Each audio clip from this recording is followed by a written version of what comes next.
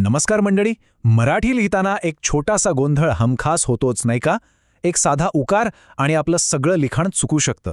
पण आता काळजी करायची काही गरज नाही, कारण आज आपण या गोंधळावर एक असा सोपा आणि कायमचा उपाय शोधणार आहोत की तो आपण कधीच विसरणार नाही. अरे तो प्रश्न आहे तरी काय? तर हाच, पहिला उकार की दुसरा उकार? अहो, हा प्रश्न कधी ना कधी आपल्या सगळ्यांनाच सतावतो, बरोबर ना? चला तर मग आज याचं उत्तर एकदाचं शोधूनच काढूया. आणि असं वाटून घेऊ नका की हा गोंधळ फक्त आपलाच होतो. नाही, हा सगळ्यांचाच आहे. पण गंमत अशी आहे की काही इतके सोपे नियम आहेत ना, जे हा गोंधळ कायमचा दूर करू शकतात आणि आपल्या लिखाणाला एक वेगळीच, एकदम व्यावसायिक धार देऊ शकतात. तर आपण काय काय बघणार आहोत? सगळ्यात आधी हा उकार वापराचा गोंधळ नेमका आहे तरी काय ते समजून घेऊ. मग ह्रस्व आणि दीर्घ ही पायाभूत संकल्पना पाहू. त्यानंतर उकार वापरण्याचे मुख्य नियम, त्यातले काही अपवाद आणि हे सगळं शिकून लेखनात आत्मविश्वास कसा मिळवायचा हे पाहूया. ठीक आहे, आता थेट नियमांवर उडी मारायची घाई नको. त्याआधी एक गंमत आहे. मराठीतले हे जे ऱ्हस्व आणि दीर्घस्वर आहेत ना, ते एकदा का समजून घेतले की उकाराचे अर्धे अधिक नियम तर आपोआपच सुटतात. खरं सांगायचं तर हाच आपल्या आजच्या चर्चेचा खरा पाया आहे. आणि हे अगदी म्हणजे अगदी सोपं आहे. बघा, पहिला उकार तो म्हणजे ह्रस्व, म्हणजे काय तर त्याचा उच्चार छोटा असतो. आणि दुसरा उकार तो म्हणजे दीर्घ, म्हणजे त्याचा उच्चार लांब असतो. बस, फक्त एवढं जरी लक्षात ठेवलं ना, तरी आपलं पुढचं काम खूप म्हणजे खूपच सोपं होणार आहे. चला तर मग पाया पक्का झालाय. आता वळूया सगळ्यात महत्त्वाच्या भागाकडे. आता पाहूयात उकार वापरण्याचे ते ठोस नियम, जे आपला सगळा गोंधळ दूर करतील. पहिला नियम, आणि हा तर सगळ्यात सोपा आहे. जर शब्द फक्त एका अक्षराचा असेल तर त्याला नेहमी दुसरा म्हणजेच दीर्घ उकार द्यायचा. विषयच संपला, काहीच विचार करायचा नाही. उदाहरणार्थ बघा, तू, सू, जू दिसते?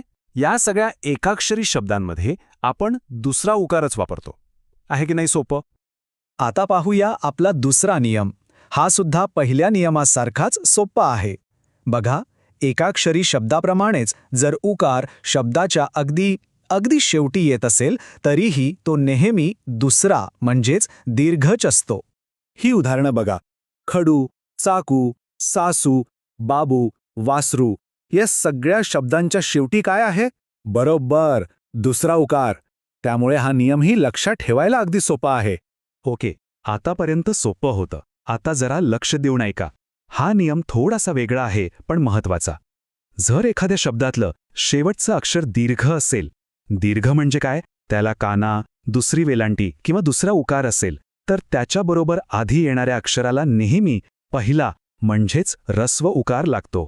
हे समजून घ्यायला कुलूपचं उदाहरण बघूया. यात लू हे अक्षर कसं आहे?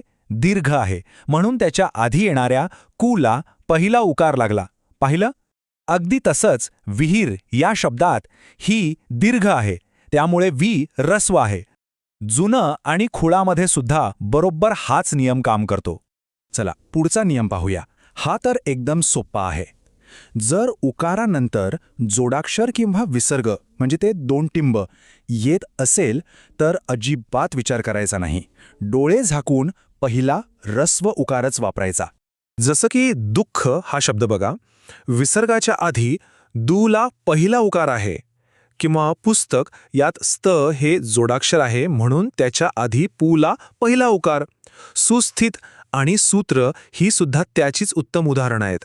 एकदम सरळ नियम आहे हा. बरं, आतापर्यंत आपण सगळे नियम पाहिले, पण आपल्याला माहीत आहेच प्रत्येक नियमाला काहीतरी अपवाद असतातच. थोडेसे बंडखोर असतात हे.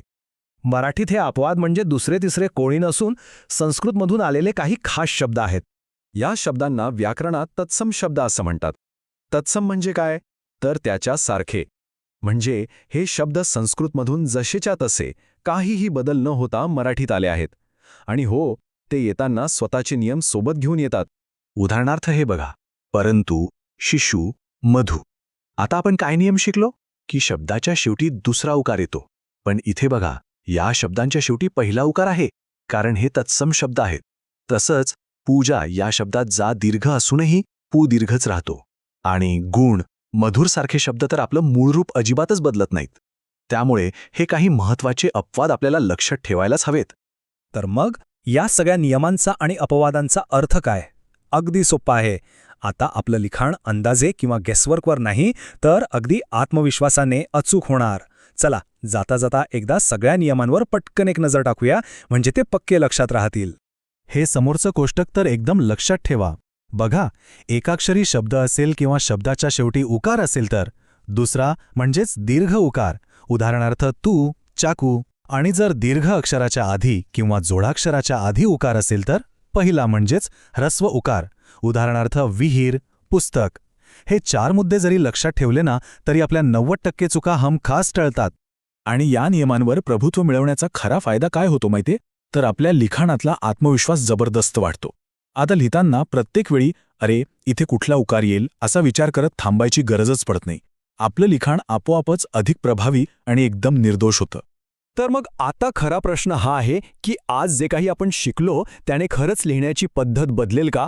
माझं तर उत्तर हो आहे. पण आपण काय करायचं? या नियमांचा वापर आत्तापासूनच आपल्या लेखनात करून बघा आणि तो जो बदल आहे ना, तो स्वतःच अनुभवा.